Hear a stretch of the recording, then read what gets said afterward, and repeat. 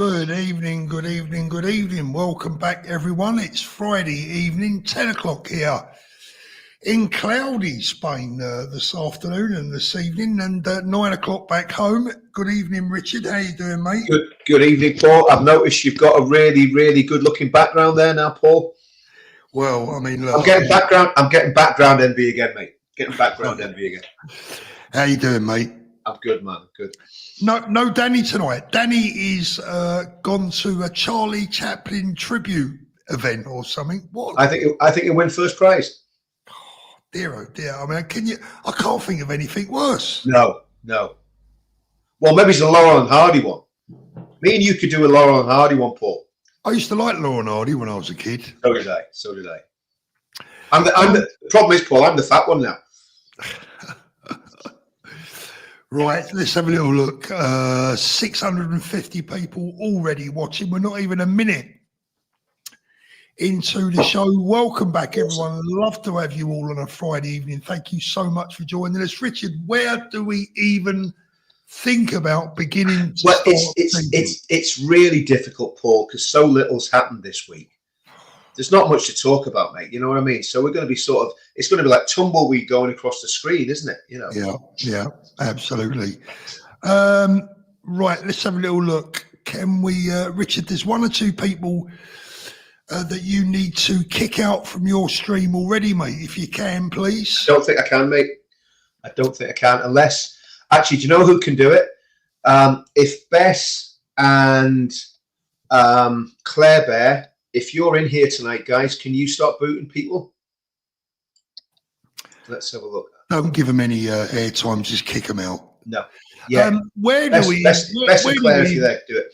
even start tonight, mate?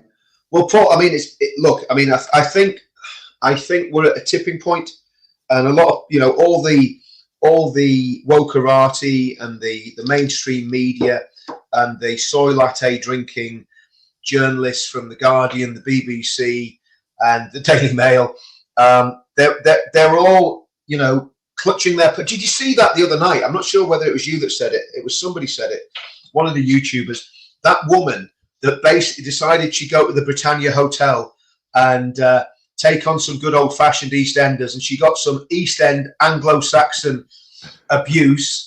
And she really did look like she needed some smelling salts. I thought she was going to pass out, and she was actually clutching her pearls. She was actually like that. Yeah. And look, we shouldn't laugh at other people's misfortune, but this woman was, lecturing working class Brits on why loads and loads of people coming into our country illegally, that we don't know who they are, we don't know the backgrounds, was a good idea. What does she think she's going to get? Wasn't it? Yeah. She's awake. Well, she's probably just going, I don't want anything to do with these horrible working class British people, Absolutely. Yeah, so that was. I tell you what, I'm really encouraged by that, because do you know what, Paul? I was thinking, when are the Brits going to wake up? We've been doing this a long time. I was talking to someone tonight. I said, look, I've been talking about this stuff since the 1990s. Do you know what I mean? And actually before that, 1984 was the first time I became aware of all this craziness. And I think the reality is that we're at a point now where people are realizing that if we don't do something now, we're never going to do it. And but well done to Epping. I salute the people of Epping and every man, woman and young person that's involved up there. You've done your country proud. You've done your nation proud. Don't listen to the bullying and the intimidation from the left and from those disgusting, vile, fake senior police officers. Do you know what, Paul? The problem in the police, yes, there are wrong ones right the way through the ranks, but the problem's at the top. The problem's at the top. I'm not convinced. What, you think they're right the way through? Yeah. Oh, I agree. No, absolutely. But what I'm saying is, you and I know there are some coppers that are all right. Of course there are, yeah. I don't trust. Now, this is the sad thing, Paul. I don't trust them. No. That is the sad thing. They're all right, but I don't trust them. It's like, it's like giving your car keys to a car thief, isn't it? I mean, you're never going to be sure what's going to happen. So, I mean, at the end of the day, I've got a thing about the police. I will talk about. It might even fit into where we are now. In fact, it does. It fits in perfectly, in all honesty. Look, the bottom line is this, right, is that for me, the problem with the police started at the top, but slowly but surely, due to the way they recruit and where they're recruiting from, that problem has worked its way further and further down the line, to the point where we get things like this. You're the only one doing anything wrong, mate. Turkish bag, probably get out the road. Shut up. How about that? You've got no authority over me. You've got no authority wearing that badge, fella. You're taking your gang badge off. You weren't going to do that, but you was advised by your colleagues. And now you've got a Turkish flag on there. British police officer. This is what we've got in the Met. Now, look, I like Turkey. I've been here and all there a few times. It's a lovely country. You know, the food's nice, the scenery's beautiful. But Turkey is now a fairly hardline Islamic country.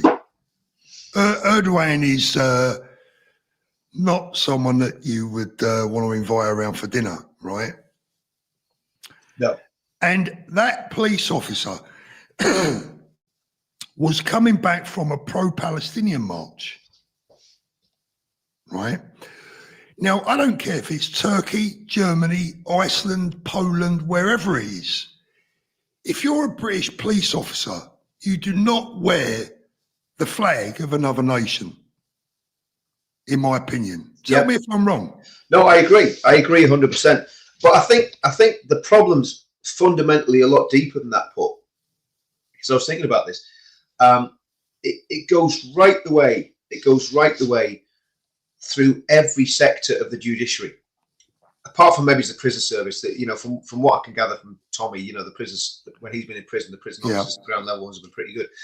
But when you think about the judges, the barristers, the solicitors that have failed to represent patriots in the last 18 months since all this has been kicking off, and I think we've got to realise that all the forces of the state are pitted against the British people. Now, I don't know how the military would stack up in all this, but certainly the police, certainly the judiciary, absolutely the politicians, the civil servants. Sorry, who did you say? You know, who stacks up with all this? Well, I don't know how the military stack up on military. This, sorry, But you know, the media, the BBC, you know, Sky News. You know, all the mainstream media. I think GB, to be fair, GB News has actually done a pretty good job on these Epping, you know, the issues with the Bell Hotel in Epping. But they're not, this is the thing we've got to realise, they're not on our side. Our country has been occupied by, it's almost like aliens have come in and taken over the entire state. That's exactly what my wife said. You know, and it's like, do you remember V? Do you remember that programme V when we were kids? Yeah. It's like that. Just for anyone that doesn't know what V was about, basically aliens came over and took over the state. Just to give a bit of context there, right? But that's what's happened. That's what's happened. So we all need to be painting V signs everywhere on buildings, you know? No, I'm not. Just before anybody in the comments says I'm inciting people to paint V signs on buildings, I'm having a little Friday night joke. Anyway, no, the whole thing, Paul, is rotten. And the whole thing, the radical change that we need has to be so radical that we need to get this to happen. We need, and I keep saying it, we need a vote in 2029 that is too big to rig. And I'm sorry, guys. I know people in the comments are going to say, we've got to get UKIP in, we've got to get reform in. No, no, no. I'm convinced that the only way we can do this is by reform will collapse before then. Or if it doesn't, people will catch on to what reform is, right? So reform will start dipping in the polls, right? Again, Nick Tenconi, bold as a lion, absolutely fantastic. He's not going to be the next prime minister. Sorry, he knows that as well. He knows that because he said it. You know, the thing is, Richard, sorry cutting across you there, but the thing is, the way the country's go. I mean, we can debate about party politics all night, but I've had people messaging me all day today, all day. My phone is absolutely ram-packed with messages saying from people back home saying, Paul, something is in the air. Something's changed. Something's turned. Something is in the air.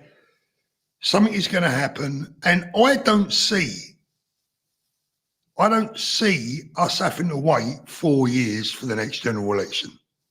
Well, I think we Really will. don't. I think we will, because no matter what happens, this Labour government are not going to let power go unless there's something absolutely catastrophic that could be totally put at their feet, which is loads, but they're not going to admit to it, right?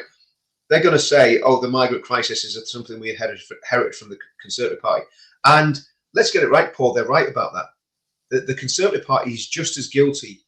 In fact, at the minute, more guilty, because they presided over it for longer. You know, give Keir Starmer 4 or 5 years, and he's not going to sort it out. He's not going to do anything that's going to be satisfactory for the British people. But I think you're right. There is something happening, and I think these demonstrations are going to grow. You know yourself, Paul. I've been doing a demonstration on Friday night for I think it's nearly 3 years now, outside of a hotel. You know, and I told everyone at the time, start demonstrating outside migrant hotels up and down the country. And everybody laughed. Well, they're not laughing now, to coin a Bob Monkhouse. Richard, there's a couple of supers, but they're on your channel, and I can't highlight them, unfortunately. Okay, no problem. Can I? The Trash Panda, UK senior police, heavily influenced by globalist common purpose group. Cressida Dick was a member. They have been described as a left-wing version of the Freemasons. Masonic dynamic big in the UK police. Thank you very much, Trash Panda. Well, you can be thanking Trash Panda for that one. Yeah, I thank you very much. And I'm sorry about that, guys. I can't get them on the screen for some reason. Yeah? Don't worry, I'll read them out, Rich. Yeah, if you could read them out, Paul, when they come in. I'll read them out, but I can't highlight them. No, you can't highlight them. And I do, and I, you know, look, I mean, at the end of the day, people have been very, very generous on the supers with me, and I do appreciate it. It makes a big difference. It really does. Absolutely, it does for you, mate. It does. So, Harris, thank you very much. Yeah. Only the 2 Marx brothers tonight. Yeah. The third one is out. Well, I don't know what he's doing. There you go. I just need the false nose and the moustache, don't I?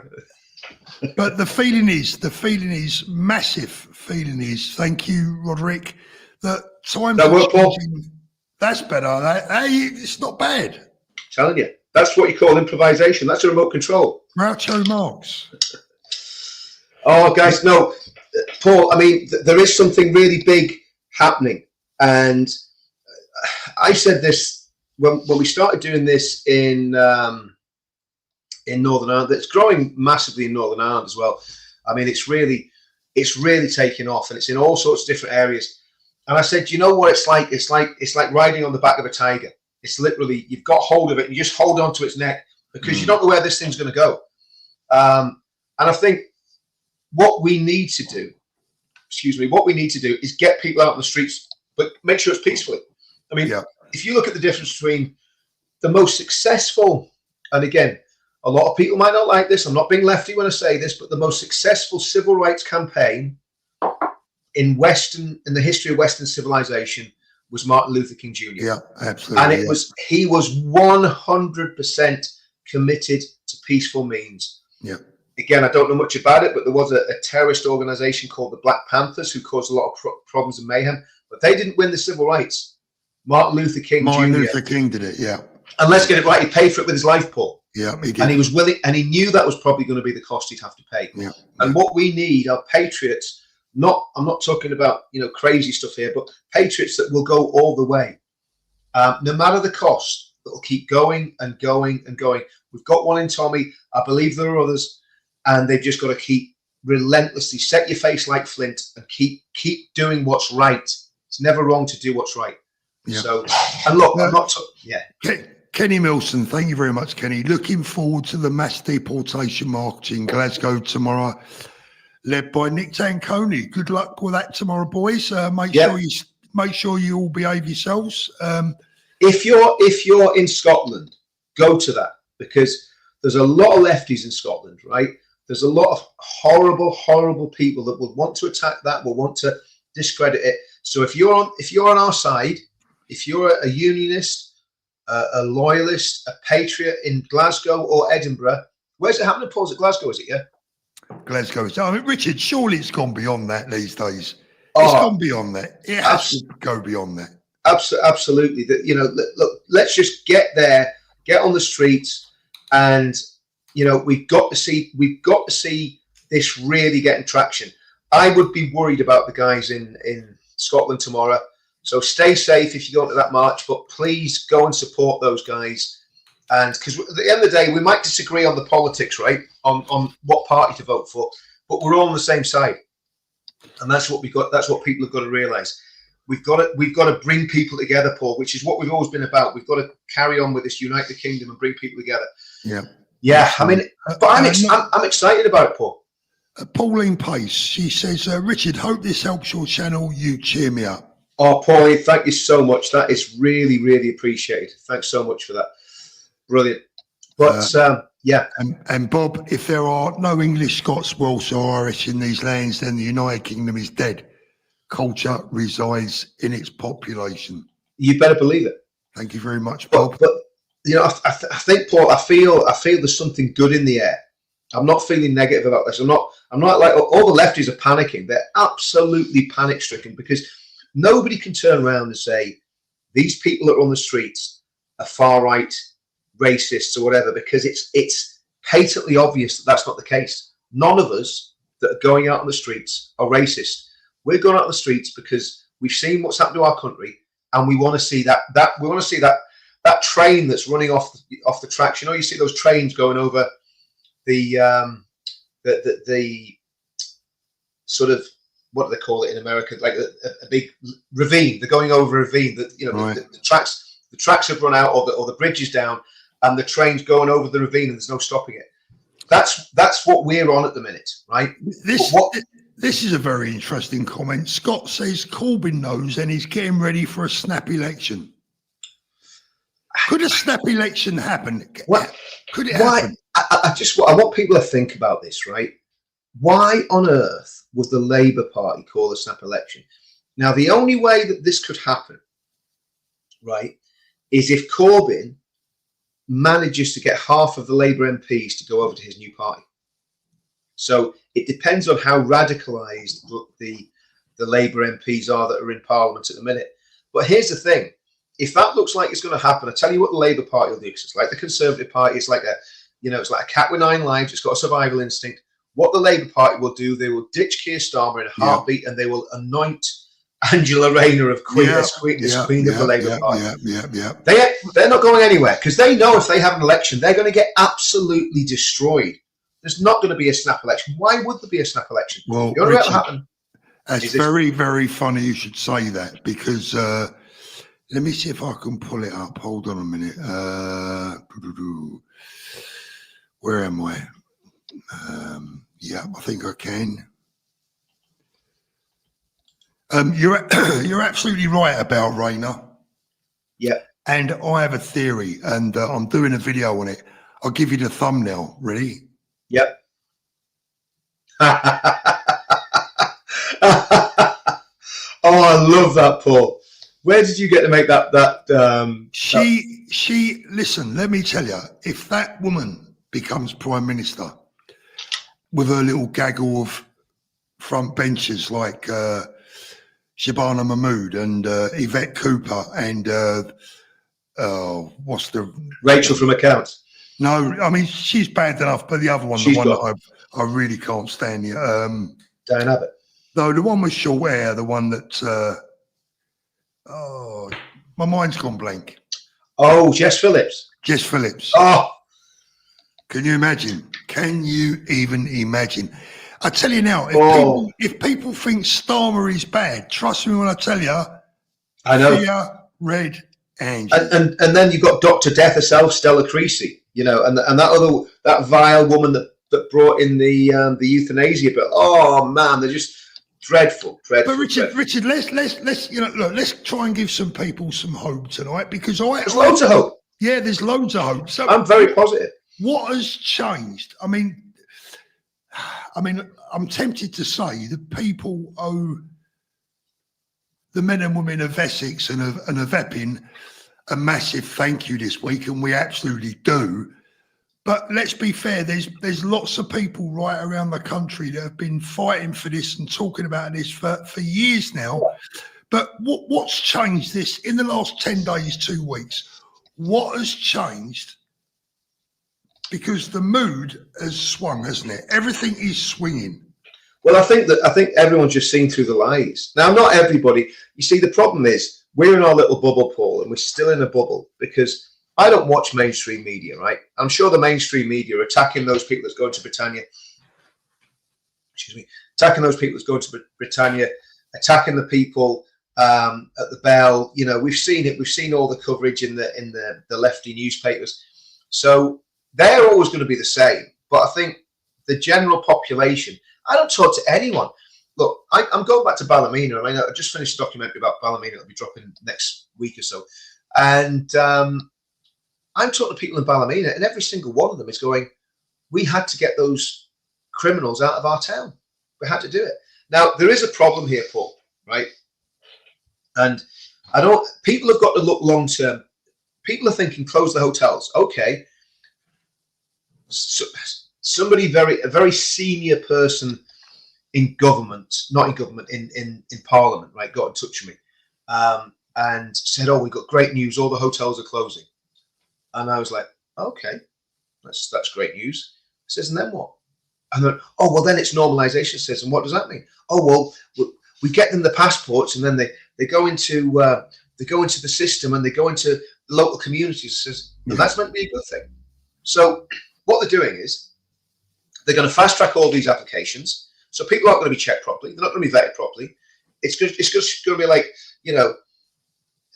a food bank for passports. You know, it's going to be a passport bank. You're just going to walk in, you're going to sign a few papers, and you're going to get a passport. And because they are claiming asylum, these people, they get the golden ticket. So they win the house. You know, you see these prize draw things where you can win a house and you can win a car. They win the house. They win the DLA car. They win the benefits for the rest of their lives. While muggins like me and you, who happen to be stupid enough to be self-employed, we've got to struggle through until we're 110. You know, so the game's totally rigged, and it's not good enough just to close the hotels. I want, if we get a good government, whatever, you know, whether it's UKIP or Reform or Advance, right, or Restore or a mixture of all of them, I want that government to come in and not only do all the reform that needs to be done in government, but I want them to go through every single passport application that's been made since 2010. Every single one that's been given to a so-called refugee from 2010. And I want them to be analysed and scrutinised. I don't care how much it's cost. And anybody that's been involved in fraud in the passport office, in the government, or a migrant, the migrants they go straight away. If they've come here and they've worked the system and gamed the system, and it's got to be very, very severe. As soon as they're found to have gamed the system, they're locked up on remand until they can get a plane out of the country, right? And that's it. And if anyone's been at it in the Home Office or in the Passport Office, they go to prison for a very, very long time. And also, Paul, do you know what? We're dealing with high treason here, including possibly the king, right? We're dealing with traitors at the highest level of government. Boris Johnson, after Brexit, 2020, letting in 1 million people in 1 year. I mean, how is that in any way right? It is absolutely scandalous. Boris Johnson, David Cameron, George Osborne, Tony Blair, Dr. Mengele, Dr. Mandelson, you know, out in the US. The whole lot of them. Richard, get them in prison, lock them up. Richard, I'm getting told off here. Archie says, Paul and Richard, especially Paul, try not interrupt on each other. It ruins the point being made. Archie, if I don't interrupt Richard, I might He's got to, mate. He's got Paul. Paul, you do a monologue, mate. You do a monologue. I'm just going to sit here. This is where I can see if I can actually keep my gob. The problem is I'm not allowed to talk in the house, you see. That's why I do. That's what it is, mate. That's what it is. I mean, look, this week there's been a lot of talk about disinformation, and it's been winding me up something wrong, right? The mainstream media talking about disinformation. I feel like my head is actually going to implode, right? Let's talk about this. I'm going to try and calm down, Paul, right? let's talk about disinformation. Where does that disinformation come from, and where has it been coming from for years? Only last week, was it, or the week before, when that guy was arrested in Epping for the alleged crime, the media described him as an Epping man. This is not an Epping man, right? So who is guilty of the disinformation? I'm sorry, anyone out there, look, we don't want problems in this. We don't want problems in our country. We want it to be peaceful, but you've got to stop lying to us and treating us like fools. We are not bloody stupid. I mean, every time now, this has been a fact for years. Whenever you see a newspaper report and there's no description, there's no name, there's no description or there's no details of the alleged individual, because exactly. we are being fed the disinformation. It's called gaslighting, Paul, isn't it? We've been gaslighted. Absolutely. Richard, I want to show you something, right? I've got to be careful how I show you this. Let me have a look. Right, I'm going to be very quick. Now, keep your clothes on this time, Paul. This is, I got this yesterday. It's my Spanish residency card. So I'm now officially a Spanish resident. Let me tell you what I had to go through to get that. Let me tell you what I had to give the Spanish authorities to get Spanish residency. I had to have an interview, albeit through paperwork. I had to supply a clean criminal record from the UK, from the police. So I had to get a police report that states that I have no criminal convictions, I'm not wanted by the police, I've not been in any trouble with the police, and I haven't been a problem in my home country. I then had to go and sit in front of a police officer in a police station. They take your fingerprints, they take your photograph, they take your details of your retina. And once that has all been processed and you've paid your fees, if you're lucky enough, they say yes, and you get your residency card. Think about that. Look at the difference. And that doesn't make you a Spanish citizen, though, does it, Paul? No. So you can't vote in Spain? No. It just makes me a resident. Well, here's the thing. I mean, if you're looking at what you've got is basically, we were talking about they've won the prize, they've won the house, they've won the car, they've won the money for life. That's what you get if you get a British passport as an asylum seeker, right? Well, really, what you're getting with Spanish residency is like you won at the bingo compared with what they're getting the ones that come to Britain and get the passport. Do you know what I mean? This is how different it is, Richard. You see, on that card there are two numbers, right? One of those numbers tells the Spanish government what I spend, where I spend it, what I'm doing. If I'm a net contributor, have I bought a property? Have I bought a car? Am I spending money or am I on the ponce? Yeah. Am I an addition to Spain or am I a drain? Yeah. Where is our version of this? Well, like I say, I mean, that's why they all come to the UK, because it's Treasure Island. That's what they call it, Treasure Island. And and then of course, vast amounts of whatever money they make by whatever means they make it, whether it's through benefits or whatever, goes back to wherever they're from, right? That is a 100% fact. These men, I mean, I was talking to a guy that works in a bank about when my bank accounts were frozen. I went to the bank to try and get it sorted out, and he was telling me that these guys come in and they demand that the bank gives them a bank account, and if they don't give them a bank account, they start accusing them of being racist. They get the charities involved. They get the lawyers that the charities are involved. Listen, this might sound very bigoted, but it's not, because I'm not talking about skin colour. A lot of these men that are coming across, saw that video that you had there, Paul, of that young man saying we're coming here to take over, right? At least he's honest, and it's absolutely horrendous. And I think the difference between what you've done, you've basically spent your hard-earned cash to buy a property, etc., etc. You've set up a good system for yourself out there. You're not going to be a burden to the Spanish state. You're going to survive on, you know, money that you made in your lifetime and whatever money you can make now, right? So you're not going to be a burden. But the problem is that people coming here are literally stealing out of our pockets, Paul.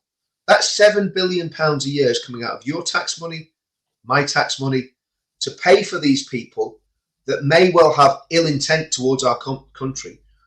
Predominantly males. Have they got families? You see, we just don't know what's going to happen next. We don't know how many of these people are going to be able to bring their dependents in. You know, so to me, it's the biggest issue there is in the country. There should be a state of emergency declared. There should be mass deportations. And you say, Richard, what is just a couple of things? Sorry, I mean, my next question to you is, what does a state of emergency look like? Because I'm worried.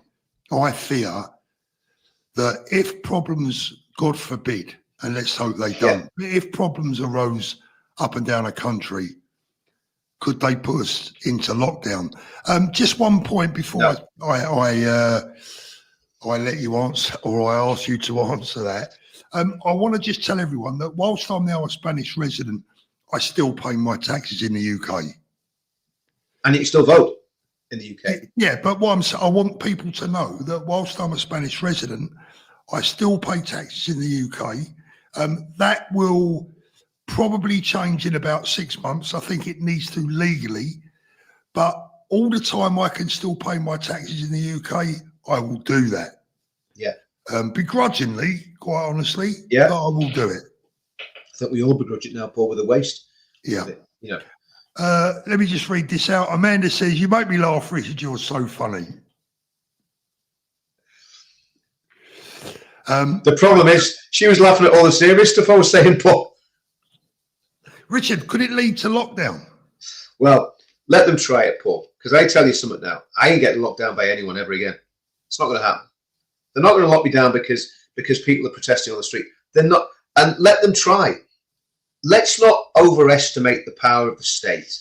Unless the state is willing to totally brutalize and murder people, right, which you know they are, but unless they're willing to do it openly and very, very in plain sight, then if people take to the streets en masse peacefully within the law, they can't do a thing about it. They might try and invent a new virus, or they might try and do this or do that, but they can't do a thing about it. If people take the streets peacefully and legally, this is, I think we're at such a tipping point, Paul. They're going to be terrified. I mean, did you see what they did at Epping yesterday? Riot cops. How embarrassing and pathetic and weak did the state look? They literally made cages for our patriots to stand in, like the Mizzou animals. How that BJ needs to bugger off. He needs to go. That Chief Constable of Essex. What a slimy, unintelligent, uneducated, bigoted little worm he appeared to be yesterday when he did his press conference. I was embarrassed. I was going to say, I take you don't like him. I mean, no, I don't. I'm not going to comment on him personally as a person, but I've got to tell you, mate, I thought that was embarrassing. I thought it was embarrassing. He wasn't impressive, was he? He wasn't impressive. England Forever, thank you very much. Evening, Paul and Richard. The YouTuber Patriot Movement has set up a WhatsApp group for patriots. I think it's a brilliant idea. Can we help promote it? I would not mind promoting that at all. The only thing is that someone will have to stay on top of it, because WhatsApp groups can be a big problem. Trust me. Yeah. They can be. Sharon Ray, thank you. Someone got stabbed in Cambridge yesterday, right outside my grandchildren's home. That's terrible. Well, it is, because at the end of the day, you know, we don't know what the circumstances are. But that's somebody who's either dead or injured or fighting for their life, that, you know, that yesterday morning would have been perfectly fit and healthy. Yeah. The Trash Panda, whatever happened to the Ukrainian rent boys? I don't know what you're talking about, mate. Bob Hunter, Paul, Richard, we can't escape the digital prison unless we take our pants out of the washing machine. Best Black, Trump coming, Dick Starmer sweating, no scrutiny for him. Wink. Yeah, I mean, look, I think, yeah, Trump coming to Scotland. I mean, that's a biggie. I mean, the reality is that I think the best way that we can show our discontent at the minute is by taking the streets peacefully. Look at this, Nicola Webster. Can't wait to see how many people come on the 30th of September after the last few days. Richard, do you think that it's possible that we could get 500,000 people there? I think so. I think the momentum's building. And look, I tell you what the 13th is, right? And this is what people have got to understand. The 13th of September is an opportunity within the law to show your discontent with this corrupt system, not just this current government. Whoever you vote for, government wins. Isn't that what they say? So it's not just this government. It's the Uni Party, it's the Conservatives, it's the Liberal Democrats, it's the SNP, it's the SDP, Sinn Féin, the UUP, and now the DUP probably as well. They're all in it together. They've all got the noses in the trough. They're all globalist, progressive, net zero, tree hugging lunatics, right? And they all need to go. They all need to go. Sorry, Richard, I'm just going to interrupt you there. Can one of the mods get rid of Roger off your channel, please? I can't do this, unfortunately. Yeah. Unfortunately, Richard, what we got is we got people who are using one of your channels to put some vile stuff in the comments. I tell you what. Do you know what, Paul? What I'll do? Just thought I'll go on as my actual channel. I don't know which channel it's going to be on, but I'm guessing it's probably on Richard Inman. So I'll mute it. So you just carry on talking there. Yeah, no worries. No worries, mate. Yeah. I think I might not be able to do it, but I'll try it anyway. Yeah. See if this works. So let's have a look. I'm just wondering if there could potentially be as many as 500,000 people in London in September. Now, I know that there have been many, many, many people out there that in the past have said, I've got so many friends that have said, I want to go, I'd love to have gone, I just fear for this, I worry about my job. I think the time for that is over. I think if people are not prepared to do it now, they might as well just put their hands up and go, I surrender. Paul, who do you want got rid of here, mate? A guy called Richard saying some stuff. I don't care what he says about me, but he's saying some other stuff. Just get rid of him. Another moron. Richard or Roger? Roger. Yeah. Oh, Bess is in there. Okay. So Bess, if you can have a look for Roger, I'm on the Richard Inman channel. If you can look for him on the Counter Media one. You just keep talking there, Paul, while I try and yeah. I think that it's vital that the turnout in London is beyond everyone's wildest dreams. Not just for the fact that Tommy's just spent 6 months in prison for everyone, but if you can't be bothered this time, then where do we go from there? Yeah, no, that's absolutely right. I mean, it's those police officers or the Essex police that set up those cages. Yeah, what an absolute bloody insult that was. Oh, it's disgusting. And then when the women started walking, Paul, right? Started walking down the here we go. So I'm on Counter Media here. I've got a couple of. Let's have a look. I'm not sure if I can do these. I've got some super chats, guys. Thanks very much for these super chats. They're very, very much appreciated. Can't find this Roger geezer. Is there a way you can search quickly through these things and find people? Unfortunately not. No. Go through it. We'll just keep on chatting. Let's have a little look. Best Black, I did that, didn't I? Lee, thank you. Hi, Paul and Richard. God bless you and the family. Laurie N hit the nail on the head. If you build it, they will come. The government has built it. Yeah, absolutely. Haven't they just? Rob Quince, lockdown would be them lighting the touch paper. Yeah, I mean, there's only so much they can do, Paul. There's only so much they can do. They really can't, they can't just lock us up willy-nilly. So I think what we've got to do, Richard, he has blocked us so your mods can't see. Oh, right, I can't see him either. So I don't understand how he's done this. Yvonne Flanagan, sorry, Richard. Richard needs to find out how to set up a Discord for his channel. It's the best way to contact people off chats like you needed others nights for Paul's. That's a good donation. idea. What's that, Paul's donation? What's that? Don't know. I haven't got a clue. Paul's donation? No. What was that, Yvonne? Anyway, thank you very much, Yvonne. Really appreciate that. Yeah, so this is totally distracting. So yeah, I mean, I think if people are coming in the comments and you've been abusive towards Paul, just stop, just grow up. Richard, you know what? I won't worry. I've given up worrying about it, mate. Yeah. It was something about someone else. It's just vile. You know, it's just something wrong with these people. It's not these people are, you know. Yeah. Bob, thank you, Bob. I couldn't donate to Richard's channel, so I went back to Paul's channel. Respect, brothers. The fight continues. Richard, that's a $5 you, mate. Oh, well, we're not. Yeah. Buy me a beer on 13th of September. Yeah, I will do, mate. Alan Wallace, the ginger mingo. Now, Alan, I must say that is bigoted against ginger people. We'll not have that on this channel. We're not having any of this gingerist. These gingerist comments on this channel. What do you say, Paul? Absolutely, mate. Absolutely. Some of the best people I know are ginger. Yeah, absolutely. My grandson being the one I'm talking about.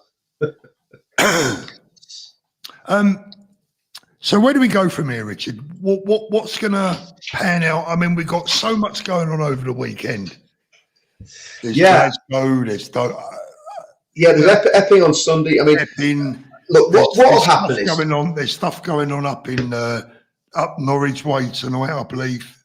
I think what I would suggest, and again, I must stress this: everything has to be legal and peaceful, because main reason being, I don't want patriots going to prison. I don't want Peter Lynch's happening again. Absolutely. I don't want Lucy Connolly's happening again.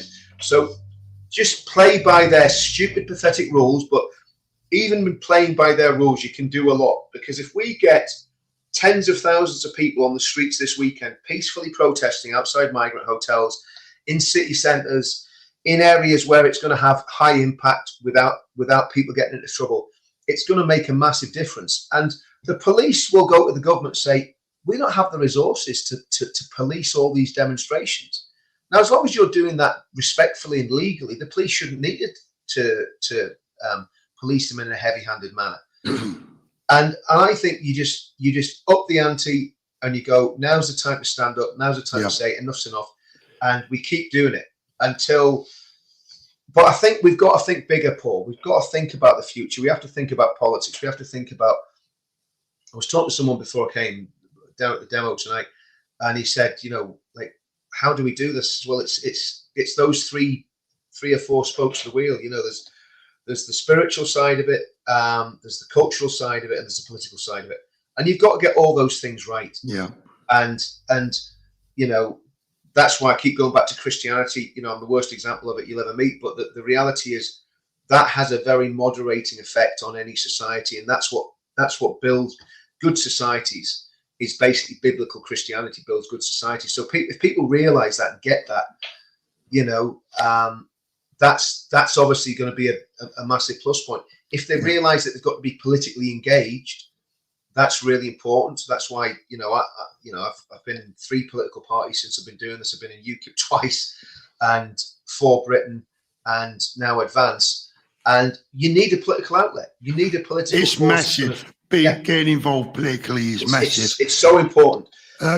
Carol Georgina says Portsmouth and Southampton apparently are having a protest. I believe that to be correct. I think that was tonight, 6 o'clock. Yeah. Richard, people that are working for the RNLI, and even the police now, many of the police officers, the good police officers who are probably as sick and tired of this as we are. I mean, is it now not time for members of the RNLI, who I believe are mostly volunteers, to go, we're not doing this anymore? I think on the South Coast, for sure. Because, here's the thing, right? If you're out rescuing a dinghy, what happens if a little kid on a lilo gets swept out of sandbanks or wherever it is that they go on lilos in the south of England, Brighton Beach or wherever? You get swept away, and the lifeboat can't come and rescue you because it's rescuing Abdul and Mohammed from Afghanistan and Iraq. Sorry, that's not acceptable. And this, you can multiply this up through every area of life, Paul, right? Because your kids can't get a dentist because Abdul and Mohammed are getting dentists. Your kids can't get to see or your granny can't get to see a GP because Abdul and Mohammed are getting to see the GP. Your kids can't get on the housing ladder because the price of housing has gone through the roof. Because guess why? Yeah. The government's paying rental landlords at a ridiculous amount of money. Did you see Starmer telling that woman the other day that there's plenty of housing? Do you know what? I wanted to throw a brick through the telly. Yeah. I've got family members who cannot get a house for love nor money. No. They can't even rent a house. It breaks my heart, Paul, right, to see these small communities like Epping, right? And I've got friends live literally within stone's throwing distance. Not that I'm suggesting any of them throw stones, but they live within a very short distance of those. There's 2 migrant hotels in Epping, incidentally. It's not just one, there's another one as well. And it's a lovely part of the world. And I was talking to someone yesterday and they were saying restaurants are closing down, coffee shops are closing down. These guys are hanging about the streets. They're going to the local Tesco's, buying the carry-out, sitting in the parks, drinking, you know. So the whole thing is just so wrong. And it's been such a complete, I'm going to say, piss take, right, out of the British people. Because our nation has welcomed refugees from everywhere. Trying to think what they call the French ones, the Huguenots, from the Huguenots onwards, right? Huguenots were the first refugees. There were Protestants that were getting persecuted by the Catholic Church, came across in not massive numbers, but you know, a few were coming. They were welcome because they were refugees. People fleeing the Nazis were welcome because they were genuine refugees. People even fleeing things like the civil wars in Bosnia and Serbia that came to the country were fleeing, you know, because they're refugees. When the Iron Curtain came down, those people came across. Now, most of those people share our culture and our values, right? But what we've got are people who are not refugees. They're lying about being refugees. There will be the odd one in there that's a refugee, but they're basically people that are coming to occupy and they're coming to take over, and they're making it very clear that that's why they're coming, you know. And that's why this battle is so important. And something I noticed about that guy earlier on in that video was how confident he sounded when he said dial 999, call the police. Yeah. Yeah, because it's like they know they're protected. They are, and that's because our government is terrified. Our government is a Vichy French government. They've capitulated to the extremists and the radicals who want to take our country over, and it's shameful what's happening. And that's why I'm very confident if the British people wake up. And the problem is, if you do it violently, everybody goes to prison. Right? If you get involved in violence, everybody ends up getting nicked. So it's completely counterproductive. It's got to be done peacefully, right? So, but I've always said it: mass numbers on the streets, so that nobody can. You've got to make everything too big to rig, you know? Yeah. Yeah. Let's have a little look. Yeah, Mark, 90,000 watching A-World. It's live at the Epping protests. That's more than the mainstream media news channels, I would imagine, put together. I would think so. That's not now, though, is it? It's not live now. No, it's not live now. No. It's Thursday and Sunday, isn't it? Yeah. But yeah. I mean, someone was saying earlier on about it wouldn't be known if it wasn't for the citizen journalists, and massive shout out to everyone that's been super doing what they're doing. And you know, I mean, look, I've said this before. If you feel strongly about this, start your own YouTube channel up. It's so easy. You know, all you have to do is press record on your phone. It's not difficult. You haven't got to be a presenter. I mean, look, if I can do it and Richard can do it, anyone can do it. And if Danny can do it, your dog can do it. Oh, man. I'll tell you what I do want to talk about, Paul. What's been happening in Syria. And I don't know if you've seen any of the footage. I did a live in it last Saturday night. It's absolutely horrendous. And I think, has it settled down a bit? Possibly. I think they've kind of run out of people to kill almost. Where's this, Richard? In Syria, Syria, in right, Sueda. So there's a town, I mean, most of the people in the channel know, but there's a town called Sueda just across the Syrian-Israeli border. A lot of Druze and Christians live in it. And jihadists have gone in there and they have massacred thousands. They've went into a hospital, killed everybody in the hospital, massacring families, throwing people off buildings. It's horrendous. Kidnapping babies. It's October the 7th all over again, and probably a bigger body count. And the Israelis were intervening to help the Kurds, the Druze, and the Christians, and the Turks and the Americans protested so much that they had to stop. And look, I'm not going to. I know there'll be a lot of Donald Trump fans in here. I'll be honest with you. This is my only real gripe with Donald Trump. He's far too friendly with Tayyip Erdogan. Erdogan is a vicious Islamist nut job. The sooner he toggles off into obscurity, the better. And why Donald Trump actually humours the man, and he did it with the Kurds in his first presidency, and he seems to be doing it again now with the Druze. And he's on this. I think he's getting bad advice. And I want someone good to get around Donald Trump and say, look, back Israel in protecting the Druze and the Christians in Sueda, because if those nutcases wipe out all the minorities in Syria, Syria is going to be a real problem for the Middle East, and it's going to be worse than it was under Assad. Richard, Craig Mawson here says, "Oh, Paul, have you seen what's happened at the hotel in Norfolk with the BBC?" No, I haven't. No. Let's have a look. I'll Google it, Paul, while we're on air. There, 2 seconds. So pray for Sueda and pray for the Christians of Sueda and the Druze. What was it? BBC hotel in Norfolk, was it? Where was that hotel? Paul? Yeah. Norfolk, was it? Yeah. Sharon, thank you, Sharon. I'm going on the 13th of September. Train tickets booked. This is time to stand up to this corrupt government. Stand up for our children's future. Well done, Sharon. Debbie, thank you so much. Guys, if you haven't already subscribed tonight, please do so. Please also hit the like button. That will be very much appreciated. David Crosby, PM, giving away Chagos next the UK. Yep. Bob Hunter, good night, my friends. The line is awakening. Have a very good night and a good kit, Bob. All the best to you, mate. Debbie, thank you so much. Really appreciate that. Okay, so this is the hotel. Basically, what the BBC is saying is that the hotel is holding asylum-seeking families. They did this with us. The hotel we were protesting outside basically was just men only, right?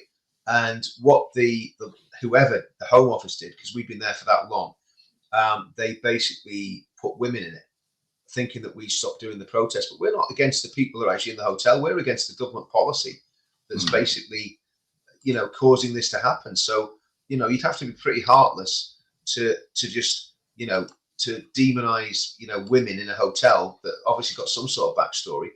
But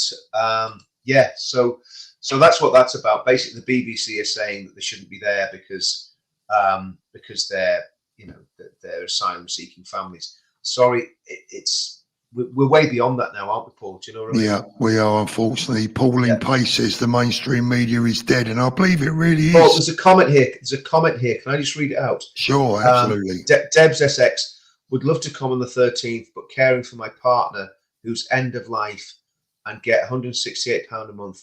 What the F? I put him in a home that would cost over $2,000 a week. Bless you, Debs. Do you know what? Yeah.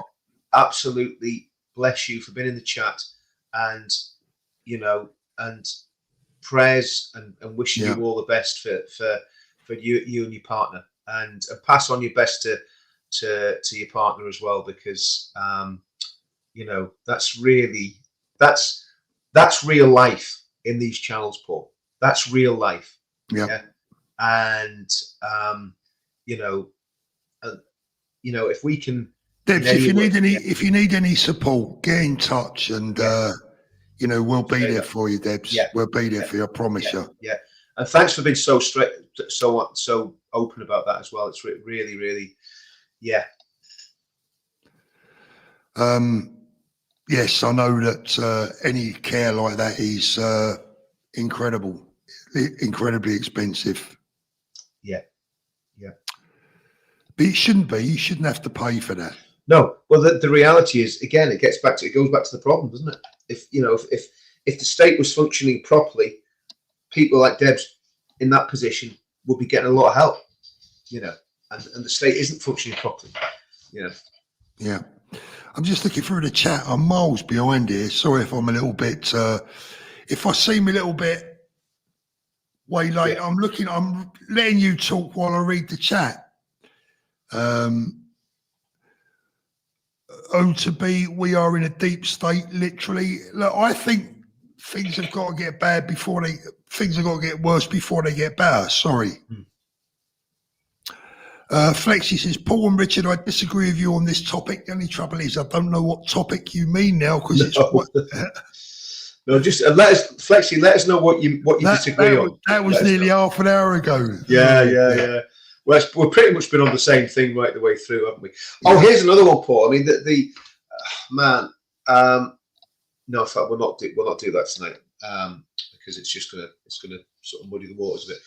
But no, I mean, I think that the reality of the situation is that this summer could be a very good summer for our movement or a very bad summer. And what would make it very bad is if there was massive amount of violence. Yeah, that would make it very bad. If there's some really good, positive, peaceful protest, then that's going to be a good thing. There we go. Best. We want love, not hate. Fight hate with love. Sensei Crypto, Paul, can you clarify this isn't against Muslims but illegal migrants? Also, Gov stop funding wars that create refugees and spend the money on the UK. Look, that's a tough question. I mean, the second part, absolutely. We should never have got involved in those wars. And Tony Blair has a lot to answer for and a lot of blood on his hands. Can I just jump in there on that, Paul? I think there's a couple of things there, right?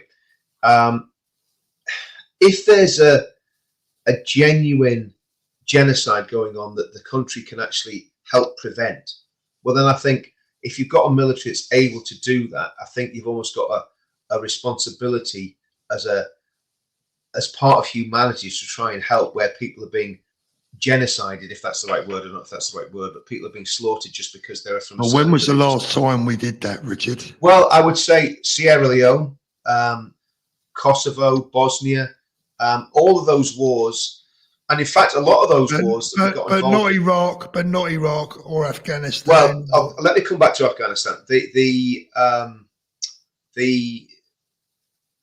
Bosnian wars and the Yugoslav wars.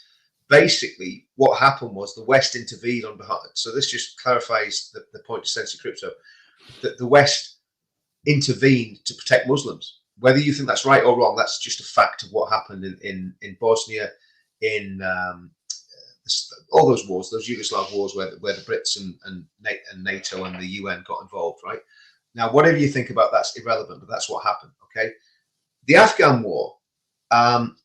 It's really about whether a war is just war or not, I suppose, is really what we're talking about here. The Afghan war, after Al-Qaeda destroyed the towers, the Taliban was and still is one of the most evil, repressive regimes that the world has ever seen. I saw a documentary about the Taliban. They were executing women for disrespecting their husbands in the middle of the international football pitch in Kabul. This was just before it happened. There was Christian missionaries taken off and murdered by the Taliban. The Taliban were giving safe refuge to Al-Qaeda. Remember, Al-Qaeda had already blown up embassies in Tanzania and other places. I think they attacked the USS Cole. They'd already attacked the World Trade Center. So when they brought the towers down, Al-Qaeda had been massively, massively energized by the Afghan war against the Russians, massively actually probably helped and funded by Saudi and by proxy by the CIA. So when the Americans went in to to basically take out Al Qaeda. That was a successful operation until they started thinking it'd be a good idea to nation build. What they should have probably done was left Afghanistan to some tribal elders that were friendly to the West. That would have been a far better idea than trying to teach transgender studies to Afghan warlords and their wives, right? I mean, that's what happened. The liberal nutcases thought that they could export the perverse view of the world that the Western elites had basically started pushing on the Afghans. That was never going to work. But to defeat, it's never going to happen. Yeah, to defeat the Taliban and push the Taliban out, and to destroy Al Qaeda was a perfectly legitimate war aim in view of what happened on 9/11. The Iraq War is a totally different kettle of fish, as far as I know. Go on, Richard. Go on. I just got to get back to the first part of the question. Look, the bottom line is this: it's not about religion; it's about culture. Those people in those hotels, if they're misbehaving, I don't care what colour they are, what religion they are. Frankly, I couldn't give a monkey's. Yeah, so it's about their behaviour and what the stats are telling us. The statistics do not lie. Yeah. So it's not about religion; it's about their behaviour and their culture. For me, and just to but come back, if the cat fits, they're going to have to wear it. Well, I mean, there was a recent poll carried out by a Muslim group, and it's the Ahmadiyya, who are a very moderate Muslim group. So there was polling done, and this was a YouGov poll, and the polling showed that 53% of Brits believe Islam is incompatible with our culture. Okay. Now that's just you know, these are statistical facts, right? And I don't think, talking to people, I don't think that's probably too far wrong. I think that's what most people do actually believe. Now, is that right or wrong? Well, you make your own. I know where I stand on that, but you make your own mind up. But I think I would turn that question around and ask them. Well, yeah, exactly. Well, that's what I was going to say. I mean, what I was going to say, Paul, was that when it comes to Muslims as people, they're human beings, and every single human being deserves to be respected, you know, has a right to life. But what they don't have a right to do is come in, invade your country and try and take it over. That's what they don't have a right to do. Now, do all Muslims do that? Of course they don't. Of course they don't. But do a sizable minority have those aims? Well, again, we look at the polling, the Henry Jackson Society Commission poll from about a year and a half ago. At least 32% said they actually actively wanted Sharia law in the UK. And only 25% said they didn't want Sharia law in the UK. So there's a big grey zone there where people aren't sure whether they want Sharia law or not. This is Muslims being polled, obviously. You know, so there are big, massive cultural problems that have happened because mass numbers of Muslims have come into the country, right? Now, that is not saying that we're against people because of their religion, because that's not the way we do things in the UK. But if you bring a doctrine and an ideology into your country that is in complete conflict with all your values, then it's going to cause problems. It's the culture. It's the culture. It's the culture. And culture comes out of religion. That's what people have got to. People have got to realise that culture and religion. So you have religion, culture's downstream of religion. So if you're living in an atheistic state, then your culture is going to be very, very atheistic and very cold. If you're coming from a, you know, I mean, that's the reality. I mean, look, Richard, when I've met bad people in the past, yeah, you know, horrible people, I don't think, I wonder what religion he is. I'm not interested in his religion. He's a bad person. He's a nutter. It doesn't matter, you know. So I'm not like, oh, what religion are you? Yeah, I think the reality is, right. If again, because we got so used to secularism, and secularism basically became our religion, but we don't realise that there are good religions and bad religions. And again, you just got to look at and I'm not going to mention the names, but you just got to look at the personalities of the leaders of those religions, how they behaved, what they did in their lives when they were on earth, right? And then when you realise that the people that follow those religious leaders, is their job to emulate that person, whether it's Jesus Christ or Muhammad, and you look at the difference in the lifestyles and look at the way they behaved, and there are massive differences. And if people want to call me bigoted for highlighting those, that's for them. But that's all I'm going to Yeah. Bess Black, all we want is love, not hate. Thank you, Bess. I agree with that. Fran says, Paul, has your opinion about Spaniards who go to work in the UK changed now that you live in Spain? What was my opinion before, Fran? Because my opinion has always been I've got no problem with people coming to the UK and working, as long as they're contributing and working and doing everything they should be doing. So, yeah, I mean, like, what would give anyone the impression that I don't like my fellow Europeans? Of course I do. We're all human beings. I like people from all over the world, but they've got to contribute. Yeah, go on. Can we talk about Channel 4 last night? Did you see it? I didn't know. Oh, wow. Well, I mean, they did a documentary last night. I mean, talk about, again, gaslighting people. So they had, and some of it was, of course, a lot of it was factual, but it was what they missed out, Paul, right? So they were, they did, and what it showed was they didn't have anything on Tommy to demonize Tommy. It's very difficult. They couldn't make anything stick on Tommy, right? They had a bit on Farage because Farage did kind of say something wrong at the very beginning. I think. I can't remember fully, but I think he said it was kind of an asylum seeker, or he thought it was an asylum seeker that had done it. But what they missed out was the fact that there was the Al Qaeda manual found in his house, the fact that it was actually called a terrorist attack by our own prime minister, the fact that he'd manufactured ricin, and the fact that he was being watched by Prevent. They missed all those things out, or had been referred to Prevent.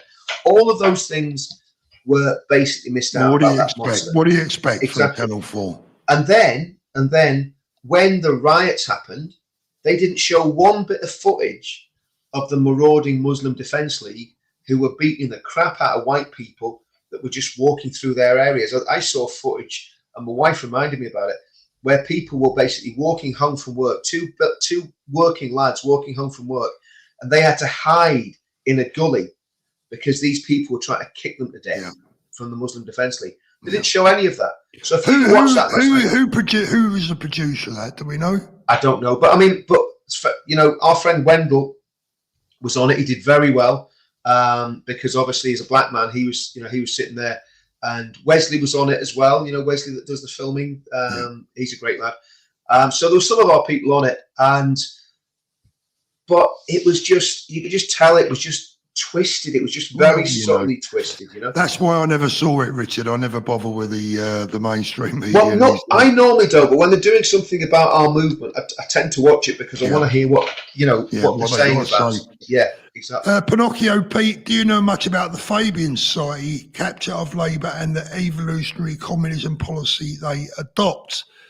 I personally can't say that I do. David Crosby, phones, tablets, 3 meals a day, 70 quid, gambling, cash pocket money per week. UK is like the Xmas Islands for migrants. Yeah.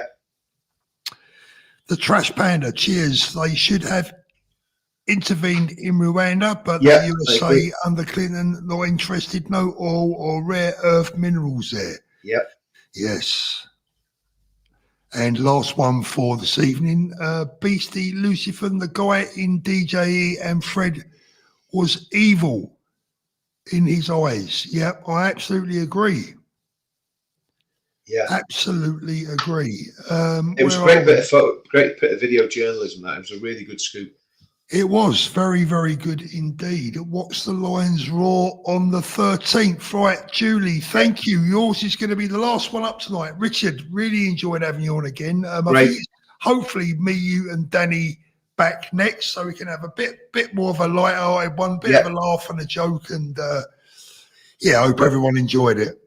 Yeah, it's been I've had too much coffee today. That's the problem.